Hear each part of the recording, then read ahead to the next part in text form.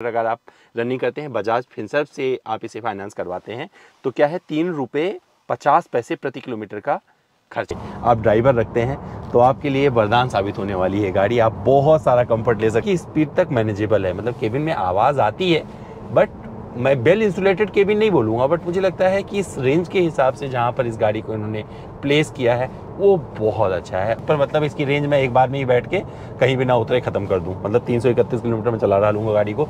35% battery में 91.2 kilometre का distance तय कर चुका हूं और मेरे साथ है एमजी की विंडसर, जिसे कंपनी ने हाल ही में लॉन्च किया है 9,99,000 रुपये में। और ये कीमत सिर्फ कार की है, बैटरी की नहीं। बैटरी आप फाइनेंस करवा सकते हैं।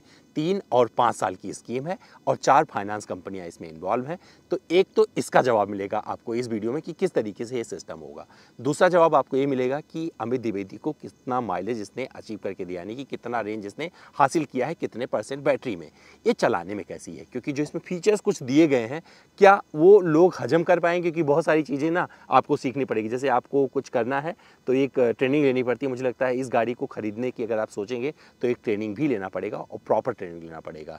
तो क्या वो सही रहेगा इंडियन कस्टमर के हिसाब से, और क्या एक बार फिर से एमजी साबित कर पाएगी खुद को अपनी इस इलेक्ट्रिक कार से? तो इन सभी सवालों का जवाब होगा इसके परफॉर्मेंस टेस्ट के साथ में। तो चलिए शुरू करते हैं और आपको सब कुछ बताते हैं एमजी विंडसर के बारे में, और लगभग 200 किलोमीटर की ड्राइव आप मेरे साथ देखने जा रहे हैं, एक्सपीरियंस करने जा रहे हैं। तो पूरा वीडियो अंत तक जरूर देखिएगा। नमस्कार, मैं अमित द्विवेदी आप सभी का स्वागत करता हूँ।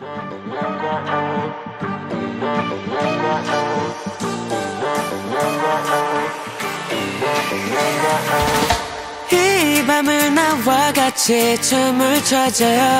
마치 올라 또 올라 지금 이 순간 우리 사이 불을 켜줘요. 우리 같이 올라 피어올라 날 따라올라 너 세뇨리타 이 덤에 점점 빠져들걸 나의 맘을 bomбом 터뜨려줘. एमजी विंडसर की जो सीटें हैं ना, यहाँ पर बिजनेस क्लास का कंफर्ट मिलता है, ऐसा कंपनी कहती है। लेकिन आप देख सकते हैं सच में आप हासिल कर सकते हैं वो क्लास यहाँ पे। लेकिन मैं बिजनेस क्लास आपको यहाँ समझाने नहीं जा रहा हूँ, मैं बताने जा रहा हूँ वो प्लान जिसे बास बोलती है एमजी। बास का मतलब हो गया बैटरी एज अ सर्विस। तो किस तरीके से सिस्टम इन्होंने बनाया है वो थोड़ा सा आपको समझा देता हूँ, और ये जो स्लाइड्स यहाँ पर दे रहा हूँ ये आपको काफ़ी कुछ हेल्प करने वाली है। इसका स्क्रीनशॉट लेके रख लीजिएगा अगर ज़्यादा समझना चाहते हैं, इसलिए थोड़ा क्लियरिटी के साथ डाल रहे हैं यहाँ पे। तो इनके 4 पार्टनर हैं, एक हो गया बजाज फिनसर्व, और दूसरा हो गया हीरो फिनकॉर्प, और एक हो गया विद्युत, और एक और है इनका जिसका नाम है ऑटोवर्ट, इकोफाई ऑटोवर्ट। तो 4 इनके पार्टनर, फाइनेंस पार्टनर। तो जब आप कोई ये गाड़ी विंडसर खरीदोगे 9,99,000 रुपये इसकी कीमत है, तो उस हिसाब से 9% का इस पे इंटरेस्ट रेट मिला के जो कि इंक्लूडेड है। 1500 किलोमीटर अगर आप रनिंग करते हैं बजाज फिनसर्व से आप इसे फाइनेंस करवाते हैं तो क्या है 3 रुपये 50 पैसे प्रति किलोमीटर का खर्चा आएगा, और एडिशनल इसमें कुछ नहीं, एडिशनल चार्जेस इसमें कुछ भी नहीं है। लेकिन 1500 किलोमीटर आपको चलाना है, और अगर आप 1500 किलोमीटर के ऊपर चलाते हैं तो उसके लिए कोई चार्ज नहीं करेगी बजाज फिनसर्व, क्योंकि उनका कॉस्ट उसमें निकल रहा है। और ये प्लान आपको 2 उसमें मिलता है, 5 ईयर प्लान ले लीजिए या फिर 3 ईयर प्लान ले लीजिए। ये 2 प्लान आपको सारी कंपनियाँ ऑफर करने वाली हैं। तो इससे आप समझ सकते हैं, जैसे कि एक कंपनी ऐसा भी है कि भैया कुछ भी चलाओ, जितना चलाओगे उतना पैसा पे करना पड़ेगा, तो ये वाला प्लान भी रहेगा। तो इस हिसाब से आपको डिसाइड करना है कि आप कौन सा प्लान किस कंपनी के साथ में जाएंगे। सपोज करिए आपने पूरी बैटरी यूज़ कर ली, मतलब 3 साल या 5 साल आपका पूरा हो गया और आपने पैसे भी चुका लिए, गाड़ी भी चला ली अच्छे से, तो बैटरी का पैसा तो आपको देना ही देना है, तो ये उसी में कवर हो रहा है पूरा। 3 साल बाद क्या होगा, ये सवाल आपके जहन में आ सकता है। तो 3 साल बाद क्या होगा कि कंपनी को आप बेच सकते हैं अपनी गाड़ी, 60% तक का वैल्यू आपको मिल जाएगा। अगर नहीं बेचना चाहते हैं तो चला सकते हैं, बट 3 रुपये 50 पैसे प्रति किलोमीटर चलाना बुरा नहीं है अगर आप किसी भी कैलकुलेशन को उठा के देखेंगे। और एक चीज़ और मान के चलिए, आप चाहे जिस कंपनी से फाइनेंस करें आपको मिला जुला के इतना ही पैसा देना पड़ेगा। मतलब ये नहीं, अगर पूरा कैलकुलेशन उठा के देखेंगे तो पैसा तो आपकी जेब से उतना ही जाने वाला है। पर मुझे लग रहा है कि ये वाला जो सिस्टम है ये काफ़ी अच्छा है, और अगर इंडिया में उठा के गाड़ियों को देखेंगे जिस पर आप खर्च कर रहे हैं डीजल पेट्रोल की, तो उस हिसाब से ये रनिंग कॉस्ट काफ़ी कम है, और मुझे लगता है कि हाँ बैटरी के लिए इतना चुकाया जा सकता है। तो अब बारी है इस गाड़ी के एक्सपीरियंस करने की, क्योंकि बास मैंने इतने सरल शब्दों में यहाँ पर आपको समझा दिया है, बाकी ये स्लाइड्स आपको हेल्प कर देंगी। तो चलिए मैं आपको रियर सीट का कंफर्ट समझाता हूँ और ये मैं ड्राइव करते हुए आपको बताऊंगा। तो कोई बंदा ड्राइव कर रहा होगा और मैं यहाँ पर बैठकर उसकी बात करूंगा और फिर ड्राइव परफॉर्मेंस की बात करेंगे और रेंज की।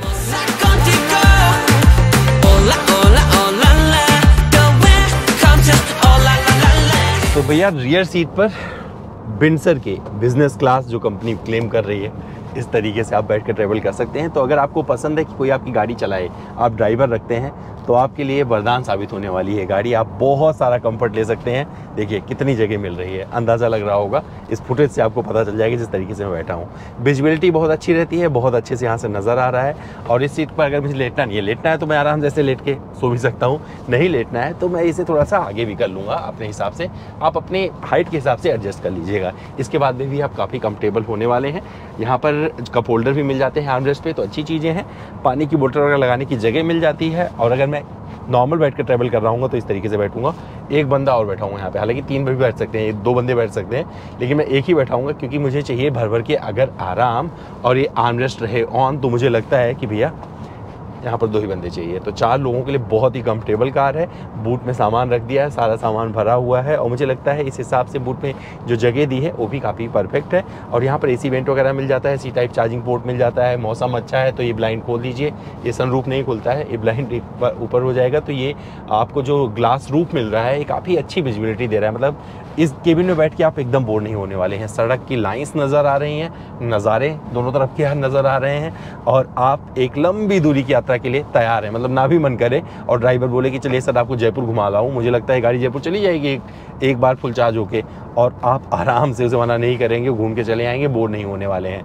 अगर यहीं पर बात की जाए पीछे वाले सीट्स में कितने कंफर्ट रहता है, तो वेल पेव्ड रोड पे तो पता भी नहीं चल रहा है। केबिन इंसुलेशन भी बना रहता है, हालांकि थोड़ी सी आवाज़ अंदर आ रही है। वेल इंसुलेटेड तो नहीं बोलूँगा, लेकिन इंसुलेटेड है केबिन, मतलब बहुत ज़्यादा तकलीफ नहीं, क्योंकि 100 की स्पीड पर मैं बात कर रहा हूँ जहाँ पर अभी बैठा हूँ। लेकिन जब ऊबड़ खाबड़ रास्ते आएंगे तो थोड़ा सा वहाँ पर आपका कंफर्ट जाएगा। बट किसी भी गाड़ी में जाता है वो, तो थोड़ा सा मतलब इस गाड़ी से मान के चलें ये गाड़ी किसके लिए बनी है। तो ऑन रोड जब आप वेल पेव्ड रोड पर होंगे, एक अच्छी रोड पर चला रहे होंगे, तो कोई आपको तकलीफ नहीं होने वाली है। और बाकी चीज़ें मिलाकर अगर म्यूज़िक सिस्टम की बात करें, यहाँ पर कैसे आवाज़ आती है उसकी, तो भैया लाजवाब, मतलब आप खुश हो जाएंगे। आप अपने पसंद के जो भी मर्जी आप गाने सुने, आपके पसंद का गाना बज सकता है और वो सिस्टम लाजवाब है। तो कुछ चीज़ें अब आगे बैठकर बात करेंगे। चलते चलते बता दूं, यहाँ पर लाइट आपको वाइट वाली मिल जाती है, पढ़ाई करनी है पढ़ाई भी कर सकते हैं। तो आपको कितनी बिजनेस क्लास लग रही है आप कमेंट करके बताइएगा और मैं अब लेके चलता हूँ आगे, क्योंकि बहुत सारी चीज़ों का जिक्र करना ज़रूरी है जो मैंने इसके साथ। तो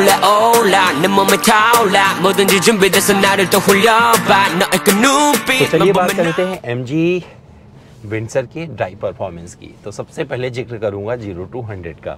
और आपको बता दूं यहाँ पर जो ड्राइव मोड मिल रहे हैं, इको प्लस, इको, नॉर्मल और स्पोर्ट्स मोड, और सारे मोड में इसका कैरेक्टर अलग है। तो अगर आपको चाहिए ज़्यादा माइलेज, ज़्यादा रेंज, तो इको प्लस पे रखिएगा। और इको प्लस पे आप कभी भी 82 किलोमीटर प्रति घंटे की रफ्तार से ऊपर नहीं जा पाएंगे, क्योंकि इसको रेंज देना है, गाड़ी डिसाइड कर लेती है भैया रेंज देगी। इसके अलावा स्पोर्ट्स मोड में तो आप भगा लीजिए, वहाँ पर मैंने 153 भी एक जगह पर टेस्ट किया। और साथ में आपको बता दूं, अगर 0 to 100 की बात करेंगे तो वो परफॉर्मेंस भी बहुत अच्छे से आता है। मतलब एसी बंद करके मैंने टेस्ट किया था, लाजवाब तरीके से आया। वो ऑलरेडी यहाँ पर देख सकते हैं, मुझे मज़ा आ गया। मतलब ये लगा कि भैया जो 136 PS का पावर आउटपुट देती है, 200 Nm का टॉर्क देती है, 38 kWh का बैटरी पैक है, बहुत परफेक्टली मतलब इसमें एग्जीक्यूट हुआ है। और ये चीज़ बहुत अच्छा लगेगा प्रदर्शन के हिसाब से। परफॉर्मेंस में अगर बात करेंगे, चाहे ब्रेकिंग बाइट्स की बात करें, फिर ओवरटेकिंग की बात करें आप, या फिर आप जब इच्छा हो रही तगड़ा भगाएं, केबिन इंसुलेशन की बात करें, मुझे लगता है कि गाड़ी में अच्छा काम किया गया है। और 100 की स्पीड तक मैनेजेबल है। मतलब केबिन में आवाज़ आती है, बट मैं वेल इंसुलेटेड केबिन नहीं बोलूँगा, बट मुझे लगता है कि इस रेंज के हिसाब से जहाँ पर इस गाड़ी को इन्होंने प्लेस किया है वो बहुत अच्छा है और ये अच्छे से अपना काम करता है। अच्छी चीज़ें इसमें जो नहीं लगेंगी उसका भी जिक्र ज़रूरी है। क्या नहीं लगेगा मैं आपको बताता हूँ, मेरी नज़रिए से देखिएगा, और ये हो सकता है सिर्फ मेरी राय हो, आप कुछ और रखते हो अपनी राय इस गाड़ी के बारे में। विंडसर में सारे कमांड इसी स्क्रीन पर दिए हुए हैं। तो क्या है कि एक तो ए स्क्रीन लैपटॉप के बराबर हो गई, और जो इंस्ट्रूमेंट क्लस्टर है जिस पर आप देख के चला रहे होते क्या स्पीड चल रही है, कितना kW का पावर खर्च हो रहा है, कितना रेंज वगैरह, तो वो सब कुछ पिद्दी लिखा हुआ आता है। और यहाँ पर ये वाली स्क्रीन आपको बहुत छोटी मिलेगी, और जबकि इसके बगल में ये बड़ी स्क्रीन। तो ये थोड़ा सा कॉम्बिनेशन ही मुझे सही नहीं लगा, और आप ध्यान से देखेंगे तो आपको भी अच्छा नहीं लगेगा। इसके अलावा जब आप IRBM को सेट कर देते हैं, ORBM को आप जब सेट कर रहे होते हैं तो यहाँ पे इलेक्ट्रिकली एडजस्टेबल है। और इन भाई लोगों ने क्या किया है कि इस पर दे दिया है, इसी स्क्रीन पर जाइएगा, अंदर जाना पड़ेगा और वहाँ से लेफ्ट राइट जो आपको सेट करना है वो सेट करिएगा। एक बार जब लेफ्ट दबाएंगे तो इस बटन से आप इधर उधर कर सकते हैं।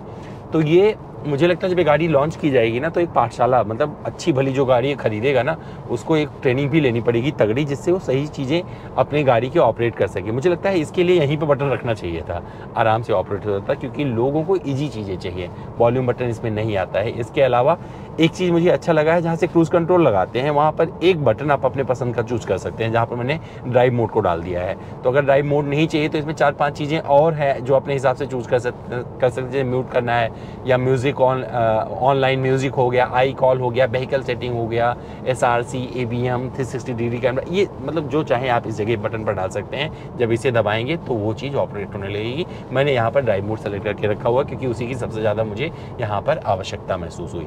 जब आप गाड़ी चला रहे होंगे, मुंबई एक्सप्रेसवे पर होंगे, दिल्ली मुंबई एक्सप्रेसवे पर, तो कहीं भी धंस गया है और वहाँ पर ब्रेकिंग बाइक परफेक्ट होना ज़रूरी है। और जब गाड़ी में आप ब्रेक लगाएंगे ना तो आराम से रुक जाती है। तो ये तो बात थी परफॉर्मेंस की। और परफॉर्मेंस के बाद जब मैं आपको सिटी में, मतलब हाईवे पर जितना चलाया मैंने दिल्ली मुंबई एक्सप्रेसवे पे, मतलब परफॉर्मेंस में आप कोई कंप्लेन मत करिए, कुछ सोचिए भी मत, चला लीजिए, मज़ा आएगा, विजिबिलिटी बनी रहती है, ए पिलर कोई बाधा आपके लिए उत्पन्न नहीं करता है, इधर देखिए उधर देखिए, सब कुछ आपकी नज़रों में रहता है। IRBM पर भी सब कुछ आपको अच्छे से दिख जाता है। ऑटो डिमिंग है यहाँ पे, ORBM भी परफेक्टली अपना काम कर रहे हैं। जब तक बात सेटिंग की नहीं आती तब तक कोई दिक्कत नहीं है। इसके अलावा जब बात सिटी की करेंगे, सिटी ड्राइविंग में कैसा परफॉर्मेंस रहता है, तो सिटी ड्राइविंग में इसमें जो 360 डिग्री कैमरा दिया गया है भाई साहब, वो बहुत ही काम का है। और आसपास की चीज़ों को, मतलब आप कभी भी अगर नज़र रखेंगे प्रॉपरली, सावधानी से गाड़ी चला रहे होंगे तो आपकी गाड़ी में टच भी नहीं होगा। मतलब मैं देख रहा हूँ आजकल की गाड़ियों में स्क्रैचेस बहुत कम आते हैं, क्योंकि इसमें फीचर्स इतने दे दिए गए हैं, अगर लोग थोड़ा सा भी सजग रहे हैं तो गाड़ी में स्क्रैच पड़ने के चांसेस खत्म हो जाते हैं, क्योंकि गाड़ी अपने आसपास की सारी चीज़ों को नोटिस करके रखती है और ड्राइवर को बताती रहती है। तो वो सारी चीज़ें इसमें बहुत अच्छी लगी। वेंटिलेटेड सीट मिल जाता है, उसका भी कंट्रोल आपको यहीं से ढूंढना है। अब इसमें जो है, अगर ये ऑन है आपका, ये आपने बंद नहीं किया हुआ है, वो भी आपको यहीं से बंद करना है। मतलब उसके लिए बटन कहीं और से नहीं मिलेगा, यहीं से आपको उसे भी ऑपरेट करना है। तो अगर ये बंद नहीं है तो उसका जो रिफ्लेक्शन है आसमान का वो इस पर ज़्यादा पड़ता रहता है, तो आपके मतलब बाहर की चीज़ें, ऐसे आपका चेहरा भी प्रतिबिंब नज़र आता है तो थोड़ा सा लगेगा। विजिबिलिटी वैसे तो ठीक लग रही है मुझे, ज़्यादा धूप ना हो तो कोई दिक्कत नहीं, लेकिन ज़्यादा धूप में दिक्कत दे सकता है। और ये इंस्ट्रूमेंट क्लस्टर ये थोड़ा सा बड़ा होता और ये थोड़ा छोटा भी होता तभी काम चल जाता। मुझे लगता है कि इसकी कोई बहुत ज़्यादा उपयोगिता नहीं है, क्योंकि छोटे स्क्रीन पर भी सारे फीचर अच्छे तरीके से, क्योंकि वो थोड़ा कॉम्बिनेशन वाइज ना, क्योंकि आप तो किसी घर में बैठे नहीं है कि आपको टीवी देखना है। अभी इन्होंने इतना बड़ा दे दिया, जब अपडेट आएगा तो क्या इतना बड़ा दे देंगे, मतलब सोचो जरा आप। तो मुझे लगता है कि इस पर उन्हें थोड़ा सोचना चाहिए था। इसके अलावा व्यवहारिकता की अगर बात करें, इन चीज़ों को हटा दें, क्योंकि ये किसी का पर्सनल पसंद नापसंद हो सकता है। लेकिन अगर व्यवहारिकता की बात करेंगे तो इस गाड़ी में एक तो रेंज आपको परफेक्टली मिलने वाली है, क्योंकि मैं देख रहा हूँ इसे जिस तरीके से मैं चला रहा हूँ, जिस अभी तक मैंने 58%, मतलब मेरे पास अभी 58% बैटरी बची हुई है, 184 किलोमीटर की रेंज बची हुई है। आपको वीडियो के लास्ट में बता दूंगा कितना मुझे इसने माइलेज दिया है। 6 एयरबैग, मतलब सेफ्टी फीचर्स उठा के देखेंगे तो सारे जरूरी सेफ्टी फीचर्स आपको यहाँ पर मिल जाते हैं। एडास वगैरह इसमें नहीं आता है, तो एडास का भूल जाइएगा, एडास के कोई फीचर्स नहीं मिलेंगे। लेकिन स्टीयरिंग मुझे बहुत प्यारी लग रही है, बहुत ही फ्यूचरिस्टिक लग रही है। मतलब फ्लैट बॉटम है और 2 स्पोक है, अच्छे से अपना काम कर रही। गाड़ी को चलाना है तो यहाँ से आपको शिफ्ट करना है, तो शिफ्टर इधर दे दिए इन्होंने। वाइपर, ऑटो वाइपर इसमें आता है। थोड़ी सी बारिश शुरू हो रही तो अपना काम करना शुरू कर देते हैं, तो ये चीज़ अच्छी है। साउंड क्वालिटी का पहले ही बात किया था, पीछे बैठकर बहुत अच्छा रहता है, सामने भी आपको बहुत मज़ेदार लगने वाला है। अब बात आती है यूटिलिटी स्पेस की, तो यूटिलिटी स्पेसेस भर भर के दिए गए हैं। 3 कप होल्डर यहाँ मिल जाते हैं, सामने 2 कप होल्डर मिल जाते हैं, 5 हो गया। यहाँ पर सामान रख सकते हैं, इसे खोलिए, एक ठीक ठाक जगह मिल जाती है। और साथ में यहाँ पर ग्लव बॉक्स कंपार्टमेंट बढ़ा दिया गया है। पानी की बोतल वगैरह ढेर सारी लगा सकते हैं, मतलब इतनी बड़ी बड़ी तो मैं कई सारी लगा लूँगा, और आप पर डिपेंड करता है कितने लगाएंगे, तो उसके लिए कोई दिक्कत नहीं है। पावर विंडो इस साइड में आपको आराम से एक्सेस करने की सुविधा देता है। एक चीज़ और आपको थोड़ा सा अजीब लगेगा, वो है कि स्टार्ट स्टॉप बटन इस गाड़ी में नहीं आता है, तो थोड़ा सा आप अनकंफर्टेबल अपने आप को फील कर सकते हैं। तो स्टार्ट स्टॉप होगा कैसे, जब गाड़ी में आप प्रवेश करेंगे, अनलॉक करेंगे और ये अपने आप ही थोड़ी देर में ऑन हो जाएगी और फिर शुरू हो जाएगी चलना। अब आपको बंद करना है तो कैसे करेंगे, तो गाड़ी में भी लॉक बटन दबाइएगा, हालांकि एमजी ने नहीं समझाया था, लॉक बटन दबाइएगा अपने आप ही करंट बंद हो जाएगा, क्योंकि ऑन करके अगर रखेंगे, अगर आपने ऐसा नहीं किया तो बैटरी, क्योंकि मैं वहाँ पर देख रहा था 318 किलोमीटर की रेंज दिखा रही थी और देखते देखते 317 हो गई वहीं पर खड़े खड़े ही। तो ये आपको ध्यान देना पड़ेगा कि बैटरी फालतू कंज्यूम ना हो, गाड़ी स्टार्ट ना रहे, जब आप बैठें इसमें तब स्टार्ट रहे, तो थोड़ा सा आपको वहाँ पर सावधानी बरतनी पड़ेगी। मुझे लगता है स्टार्ट स्टॉप बटन नहीं ख़त्म करना चाहिए था एमजी को। अब आप भी बताइएगा क्या ख़त्म करना चाहिए था, कमेंट करके आप फ्री राइट है आपके पास में, आप कर सकते हैं। प्रयोग के तौर पे जो और चीज़ें की गई हैं वो कैसी हैं, तो डोर हैंडल मुझे अच्छे लगे, ये पहली बार मैं किसी गाड़ी में इस तरीके का देख रहा हूँ, और जो स्पीकर का जो इस तरीके का कॉम्बिनेशन बनाया है वो भी बहुत अच्छा लग रहा है। 250 से ज़्यादा एम्बिएंट लाइटिंग इन्होंने दी है इस गाड़ी में, मतलब फीचर्स इसमें भर भर के दिए हैं। अगर मैं गिराने बैठूँ तो घंटों का वीडियो बनाना पड़ेगा, तो नहीं गिराने जा रहा हूँ, लेकिन ज़रूरी चीज़ों की इसका जिक्र जरूर करूँगा। वेंटिलेटर सीट कैसे काम करती है, तो बहुत अच्छी रहती है, जब वो शुरू होता है तो जो आपको कूलिंग मिलती है बहुत मज़ेदार, मतलब उसमें आप कोई कंप्लेन नहीं कर पाएंगे। साथ में यहाँ पर वायरलेस चार्जिंग दिया है इन्होंने, हालांकि मैंने फ़ोन अपना ऐसे रखा हुआ है, बट वायरलेस चार्जिंग यहाँ पर दिया गया है, तो उससे आप यूज़ कर सकते हैं और बढ़िया से, मतलब देख रहा था कि क्वालिटी थोड़ी अच्छी है, तो थोड़ा सा फास्ट, मतलब ज़्यादा फास्ट नहीं बोलूँगा, थोड़ा सा फास्ट से चार्ज कर रहा है। और इस सीट का मुझे ये जो दिया गया है ना, ये लाउंज में देखता हूँ बहुत सारे लाउंज में हम एक्सेस करते हैं एयरपोर्ट पर, तो उस तरीके से दी गई सीट तो बहुत प्यारी है। इस सीट पर मतलब इसकी रेंज में एक बार में ही बैठ के कहीं भी ना उतरे ख़त्म कर दूँ, मतलब 331 किलोमीटर में चला रहा लूँगा गाड़ी को, थकूँगा नहीं।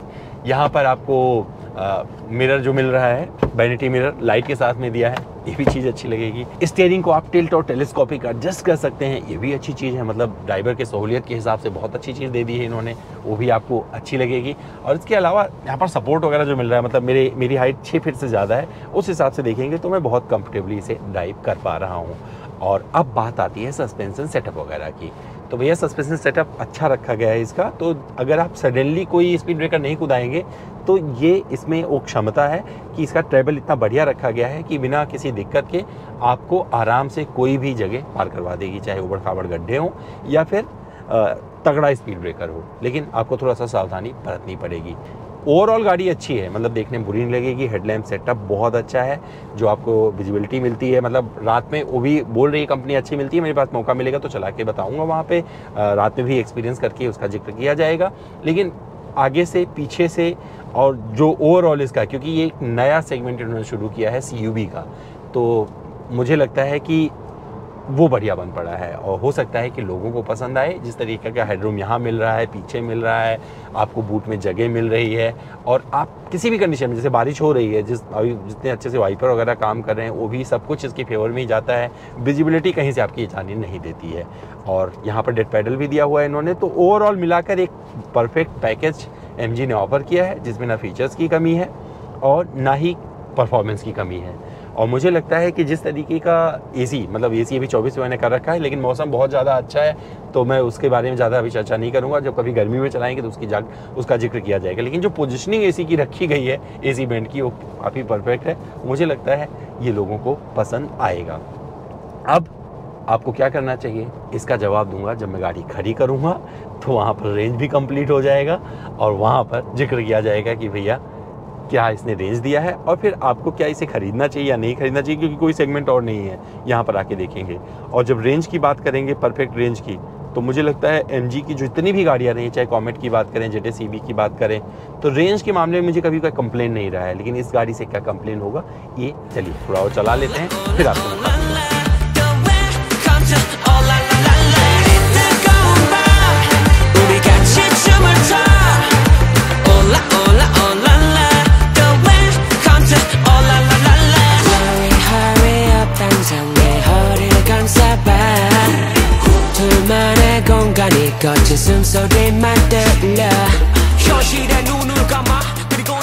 भैया 78% बैटरी में 192 किलोमीटर चलाया है मैंने MG विंडसर को। जो परिस्थितियां रही हैं वहाँ पर सिटी ट्रैफिक रहा है, गुड़गांव वाला हाईवे पर भी चलाया, बहुत तेज़ भगाया भी है, क्योंकि स्पोर्ट मोड यूज़ किया है, इको प्लस इसका यूज़ किया है, नॉर्मल मोड में ड्राइव किया है, तो मान के चलिए 120 का रफ्तार है जो दिल्ली मुंबई एक्सप्रेसवे पर, वो भी हमने कवर किया है। इस लिहाज से अगर देखेंगे तो जो 78% पे मैंने अचीव किया है 192 किलोमीटर, परफेक्ट लगता है। मुझे लगता है जब आप नॉर्मल कंडीशन में चलाएं, क्योंकि अमूमन टाइम पे इको में आप गाड़ी चलाने वाले हैं, इको में अगर इस गाड़ी को चलाएंगे तो मान के चलिए 331 किलोमीटर से ज़्यादा की भी रेंज आपको मिल सकती है। और ये एक्यूरेसी MG की गाड़ियों के साथ हमेशा मिलती आई है। कुछ चीज़ों को छोड़ दिया जाए, जैसे कि कुछ एक्सेस वाला पॉइंट होता है, जैसे आपको एडजस्ट करना है ORVM तो अंदर जाना पड़ेगा, तो मुझे लगता है उसके लिए एजुकेशन लेवल थोड़ा लोगों का बढ़ाना पड़ेगा, उनको थोड़ी ट्रेनिंग देनी पड़ेगी। इसके अलावा अगर बात करेंगे जो फाइनेंस स्कीम है, जो तरीका है, जो इसकी कीमत रखी गई है वो कैसी है, तो मुझे लगता है कि उस पर भी थोड़ा समय जाएगा। जब लोग समझेंगे, थोड़ा चलाना शुरू करेंगे 3 रुपये 50 पैसे वाला, तो उस पर भी सटीक जवाब उसी टाइम मिल पाएगा। लेकिन अभी कंपनी ने जो दिया था वो मैंने ऑलरेडी आपको बता दिया है। तो भैया हमारा ये वीडियो कैसा लगा कमेंट करके जरूर बताइएगा, इंतजार कर रहे कमेंट बॉक्स में। लेकिन चलते चलते आपको बता दूं, अगर आपकी योजना इलेक्ट्रिक में शिफ्ट होने की है तो मुझे लगता है एक बार इस ट्राई जरूर करना चाहिए, नुकसान नहीं होगा, फायदे का सौदा हो सकता है। तो चलिए फिर मिलते हैं किसी और वीडियो में।